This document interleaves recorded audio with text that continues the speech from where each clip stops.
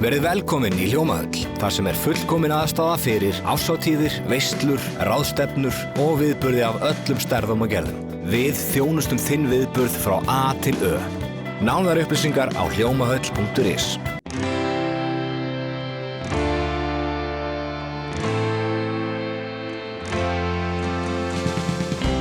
Þú ert að horfa á Suðurnesja magasín þar sem lífsreynslusaga, gervigreind og íþróttafólk Reykjanesbæjar kemur við sögu.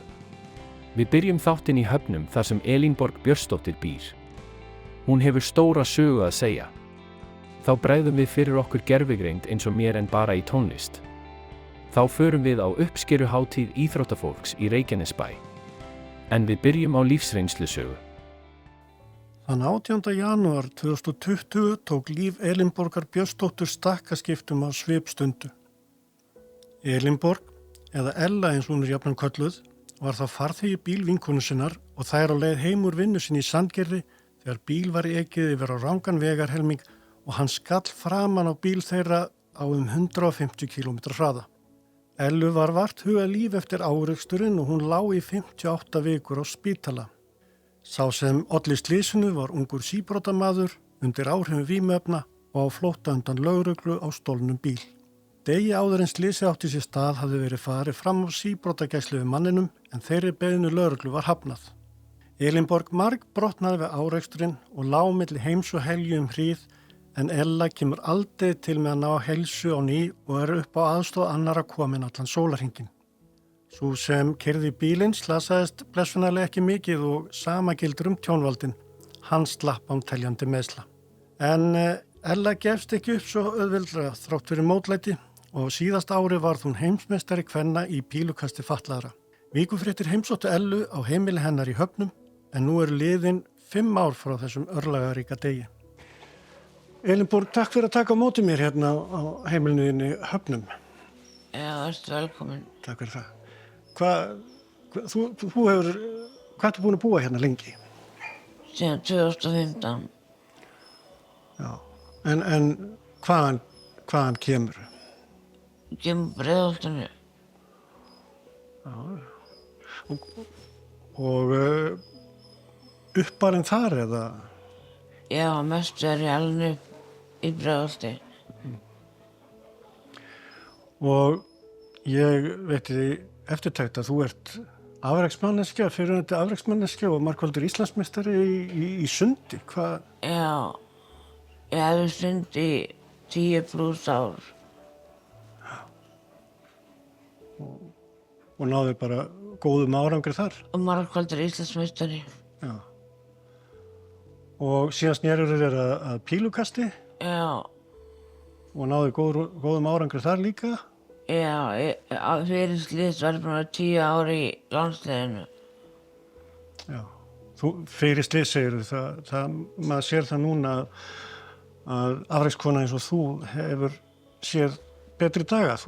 Þú ert ekki í toppformi, ef þú mætti segja. Nei. Hvað var þess valdandi að þú ert svona fyrir þig komið, föst í hjólastól og... Það, ég lendi í slysinu. Og færinu heilablóðfalli kjölfari á slysinu. Þá lamast ég vinstra megin. Já. Hvernig slys var þetta? Þetta var framanarkeyrsla. Lögreglan var að elta ungan mann sem var á stolnum bíl undir áhrifum og hann lendi framan á bíl sem ég er í, ég og vinkona mín. Og hvernig fór með vinkonu þína? Hún var ekki eins heppin og ég. Mín bein og sár greru. En hún var að keyra þannig að það er óvíst hvort og hvenær það græðir. Það er mjög erfitt að keyra þegar einhver slasast svona alvarlega eins og ég gerði. Já, þú ert að meina hvenær hún græðir á sálinni? Já, því að það er erfiðasta sárið. Þannig að hún... Þú fórst illa út úr þessu? Ég var mjög illa út úr þessu. Ég brotnaði öll hægra megin og aðeins vinstra megin og svo heilablóðfallið. Þannig að jú, ég fór mjög illa út. Og þú ert bara bundin við það að þykja þjónustu allan sólarhringinn. Já, og er í hjólastól. Já. En þetta eru 5 ár síðan og hvernig hefur þessi tími liðið? Hvað hefur gengið á þessum tíma? Það hefur ýmislegt gengið á. Ég fekk loks eftir mikinn barning að fá starfsfólk allan sólarhringinn hérna. Ég var 58 vikur á spítala eftir slysið og það var ekkert að mér annað en bara þetta slys. Og mér fannst engin ástæða til að hafa mér á spítala. Og ég þurfti að berjast lengi fyrir því að koma heim og fá starfsfólk hingað til að hugsa um mig. Þú varst í raun og veru, treystir þér miklu fyrr til að fara heim? Já, miklu fyrr. Það var ekki svona hórinauð, ég var ekki veik. Það var ekkert af mig þannig. Það var bara verið að geyma þig á spítalunum? Já, í rauninni var ég bara í geymslu og fékk á einu tímapunkti inn á hjúkrunarheimili. En ég var bara 47 ára og fannst ég ekki eiga erindi þangað. En svo þegar ég kom heim og var með aðstoð allan sólarhringinn, þá er það líka mjög þrúgandi að hafa einhvern yfir þér allan sólarhringinn, alla daga. Það er ekkert einkalíf? Það er ekkert. En annars er þetta mjög góðar konur sem vinna hjá mér og vinkonur mínar. En eins og segir, nei, það er ekkert einkalíf. Hvað gerir þú í daginn? Starfarðu eitthvað eða? Nei, sem miður. Ég var nú alveg til í að einhver stað sem ég kallaði vinnustað. Hlut á degi. Og það er ýmislegt sem ég get gert og ég sé í hjólastól. Hvernig myndirðu segja svona að venjulegu dagur væri hjá Elínborgu Björnsdóttur? Mér finnst gott að vakna snemma, kem eitthvað fram og fá mér kaffi og kveikja á sjónvarpinu. Ég er svolítið að föndra, ég er með svona föndurhorn. Ertu góð í svona fínhreyfingum og slíku? Já, mjög góð í fínhreyfingum. Og þú hefur ekki alveg sagt skilið við píluna? Nei, ég mjög að því ég enda aftur á landsliðinu eftir slysið. En þá fór ég að googla og fann heimssamband fatlaðra sem að ég hef núna, ég fór í fyrsta skipti fyrra mót að Torremolinos og Malaga. Það var Evrópumeistaramót og ég lenti í öðru sæti þar og líka í ár. Og þá vann ég mér inn rétt til að keppa á heimsmeistaramótinu sem haldið var í ágúst í Skotlandi og 2. ágúst var ég heimsmeistari fatlaðra kvenna í pílukasti. Þannig að það er flottur titill að bera. Já, og þú ert ekki búin að spila stunda pílukasti lengi eftir að þú slasaðist, er það?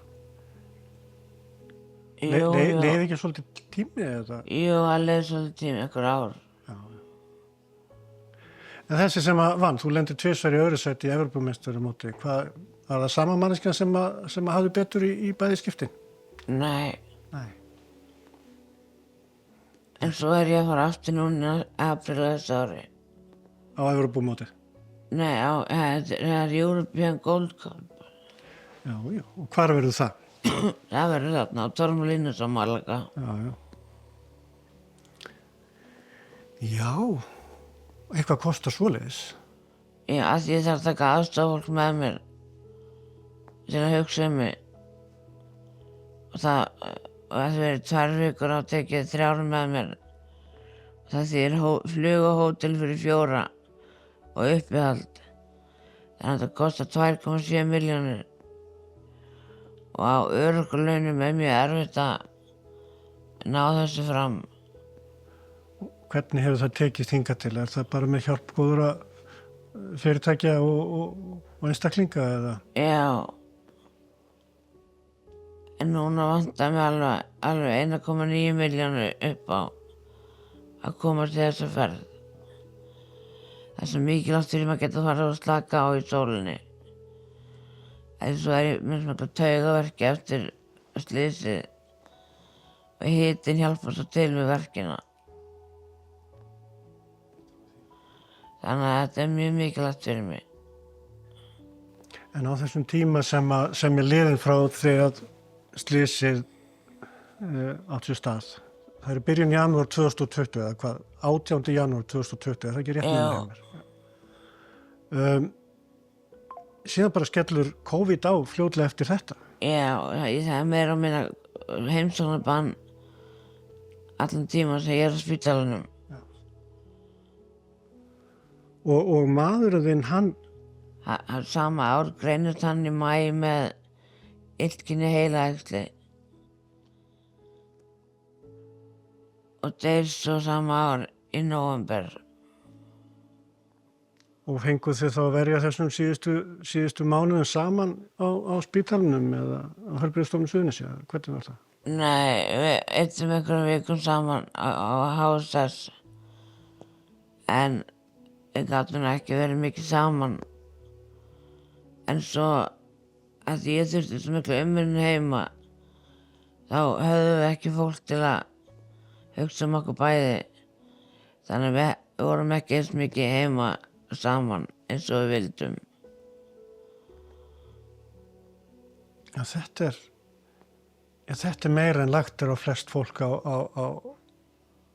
lífsleiðinni sem að þú verður fyrir barðina á þessu eina ári. Já, þetta var svolítið mikið. Já, ég myndi segja það. Og hvernig gekk bara svona klóra sig í gegnum þessa skafla? Ég er svo sem ennþá skopla mig í gegnum þetta. En ég er hérna í hrútsmerkinu og annarlega sit ég bara hornið niður og veð áfram. Það er alltaf hugsunargangurinn hjá mér. Setja hornin út og vaða áfram. Ferði þetta á hörkunni? Já, ég geri það. Og með þetta alltaf og fer át með ánýtun. Og stundum veit ég ekki hvernig ég kemst í gegnum þetta. Hvernig næ ég að halda þeim fronti. En þú ert mikil dýravinur sérmaður. Já, Hérna með hvað, 1 kött og 2 hunda á heimilinu? 2 kissur og 2 hunda. 2 kissur, já. Og það ekki bara, styttir það ekki daginn svolítið að hafa eitthvað svona til að... Jú, hundarnir björguðu lífi mér eftir slysið. Eftir ég útskrifaðist heim. Og þeir passa þig? Já, alveg rosalega vel. Já. Hvað heitir þessi kissa til dæmis? Þetta er Panda. Eitt smá vandræði með hana, hún var svo feit. Ég er með eina kissu í fitun og eina í megrun. Þessi étur frá henni. Já, það er alltaf þannig. Sækjurðu æfingar í pílukastið reglulega eða? Nei, því miður geri ég það ekki. Mér finnst mjög erfitt að fara með fólks. Já, er það? Já, og sérstaklega pílumót. Ég á erfitt með að fara pílumót þessi maðurinn minn er ekki með mér. Já, ég skil. Það er bara svona vekur upp minningar. Já, og mér líður ekki vel að fara eina pílumót. En þú lætur það hafa það og hefur náð árangri? Já, já. Ég mæti erlendis. Já. En svo, annað hefði mér ekkert í dundurs. Ég myndi taka því fagnandi að hafa eitthvað. Þú segir að þér hérna líði ekkert of vel innan um fólk. Annað. Hefur það alltaf verið þannig eða er það bara eitthvað sem hefur svona ágerst eftir slysið? Það hefur ágerst eftir slysið. Ertu þá að einangraðu, myndirðu segja það? Já, algjörlega. Og mjög mikið. Þannig að kannski þín helstu samskipti við annað fólk bara við stelpuna sem eru hérna Að vinna. að sinna þér. Já. Það kannski ekki nógu gott. Nei, alls ekki. Mér langar að skora á strákinn sem keyrði á mig að koma með mér í grunnskóla og framhaldsskóla. Vera með fræðslu fyrir... Vera með fræðslu og koma vekk fyrir að aðrir geri sömu mistök. Já. Hefurðu eitthvað verið í sambandi við drenginn eftir þetta hræðilega slys? Nei, ég get ekki sagt það.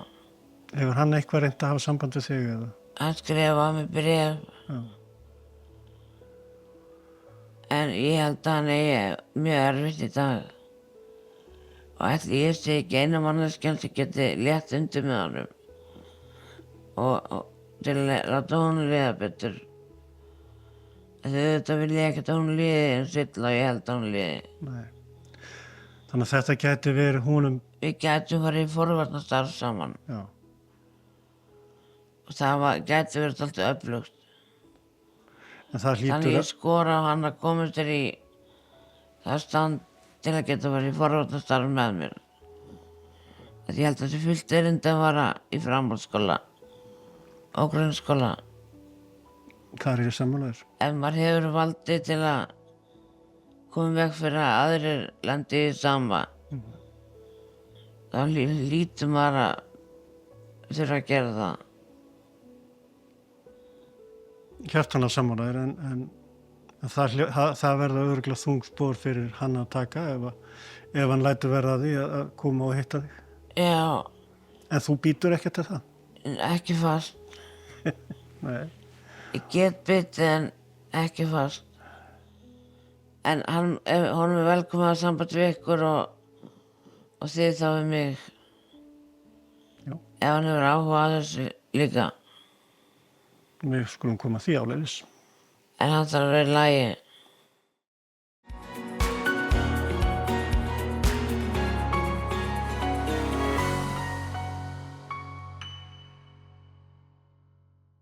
Hvort gervigreindin ógn eða tækifæri fyrir tónlistarbransan? Magnús Kjartansson, tónlistarmaður, segir ekkert koma í staðinn fyrir lifandi tónlistarmann sem sannur og trúr í sinni sköpun.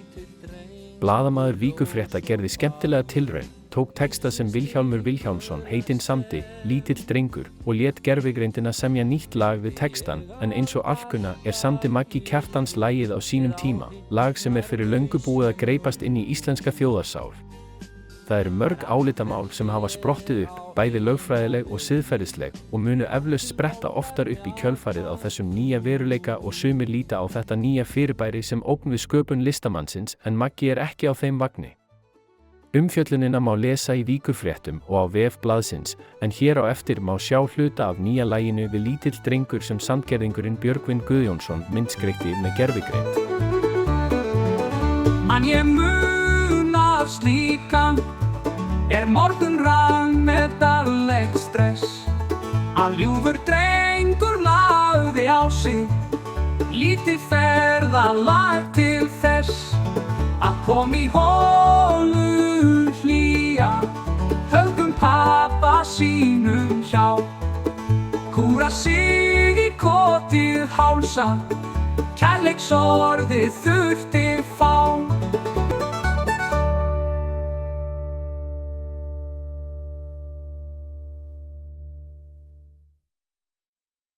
Verið velkomin í Hljómahöll, þar sem fullkomin aðstaða fyrir árshátíðir, veislur, ráðstefnur og viðburði af öllum stærðum og gerðum. Við þjónustum þinn viðburð frá A til Ö. Nánar upplýsingar á hljómahöll.is. Íþróttabandalag Reykjanesbæjar heiðraði íþróttafólk sveitafélagsins við glæsilega athöfn sem var haldin í Stapa á dögunum. Körfuknattleikskonan Thelma Dís Ágústsdóttir og sundkappinn Guðmundur Leó Rafnsson voru valin íþróttakona og íþróttamaður Reykjanesbæjar 2024, en bæði áttu þau frábæru gengi að fagna á síðasta ári. Allir Íslands og bikarmeistarar síðasta árs úr Reykjanesbæ voru heiðraðir, auk þeirra sem náðu sér í viðurkenningar utan landsteina. Þá voru sjálfboðaliðar einnig verðlaunaðir fyrir sín störf. Áður en koma að vali íþróttafólks Reykjanesbæjar var íþróttafólk Keflavíkur og Njarðvíkur valið. Öll íþróttafélög og deildir útnefna sitt fólk til valsins á íþróttafólki Reykjanesbæjar þar sem íþróttakona og íþróttamaður Reykjanesbæjar eru valin.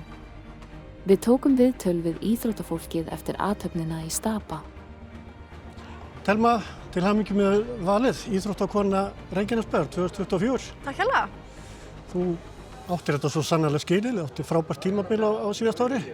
Já, takk fyrir það. Við náttúrulega stóðum okkur ótrúlega vel í Keflavík, sko. Það er ekkert auðvelt að vinna þrefalt, sko, og já, í rauninni allt lið bara sem stóð svo ótrúlega vel og hefðu margar geta verið hérna á samstæðu ég, sko.